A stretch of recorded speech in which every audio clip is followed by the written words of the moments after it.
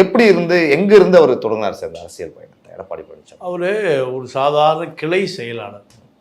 சிலுவம்பாளையம், சேலம் மாவட்டம் சிலுவம்பாளையத்தில் ஒரு அதிமுகவில் சாதாரண அடிப்படை தொண்டன்.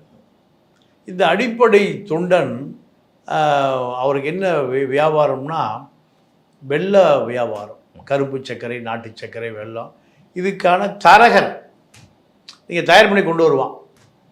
தயார் பண்ணி கொண்டு வருபவர்களே நீங்கள்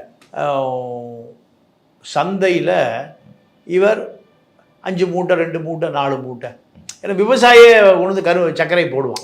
ஒரு இடைத்தரகர் மாதிரி. ஆமாம், இதுதான் இவருடைய தொழில் எங்கள் சேலம் மார்க்கெட்டில். இப்படி இருந்தவர் ஒரு காலகட்டத்தில் ஒரு சொத்து தகராறு, நிலம் சம்பந்தமாக அவருடைய உறவினருக்குள்ள ஒரு சண்டை. இந்த சண்டையில் இவர் இந்த வழக்கில் இவர் தலைமறைவாக இருக்கு.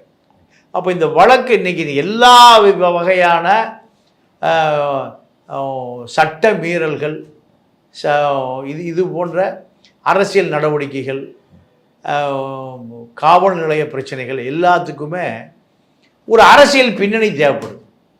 ஒரு அரசியல் பின்னணி தேவைப்படும், பாதுகாப்பு தேவைப்படுது. அதாவது வெளிவருவதற்கு அரசியல் தமிழ்நாட்டில் தான், வேற எங்கேயும் கிடையாது. சட்டம் தன்னுடைய கடமையை செய்யாது. சட்டம் நீங்கள் மாவட்ட ஆட்சியாளரும் எஸ்பியும் ஏன் சொன்னபடி கேட்கணும்னு சொல்லி ஒரு திமுக மாவட்ட செயலர் மாற்றிருக்காங்க தெரியுமா? அரசு அதிகாரிகளை அரசியல்வாதிக்கு கீழே அடிமையாக இருக்க வேண்டும் என்பதுதான் இந்த திராவிட இயக்க வளர்ச்சியின் போது எழுதப்படாத சட்டம். அப்போ இதிலிருந்து வெளியே வருவதற்காக அரசியல் தீவிரமாக ஈடுபட வேண்டி வந்துச்சு. அப்போ இவர் என்ன பண்ணுறாரு, இப்போ செங்கோட்டையங்கிட்ட போய் தொடர்பு கொள்கிறார். செங்கோட்டையை 77, 80களிலேயே அவர் ஒரு எம்எல்ஏ.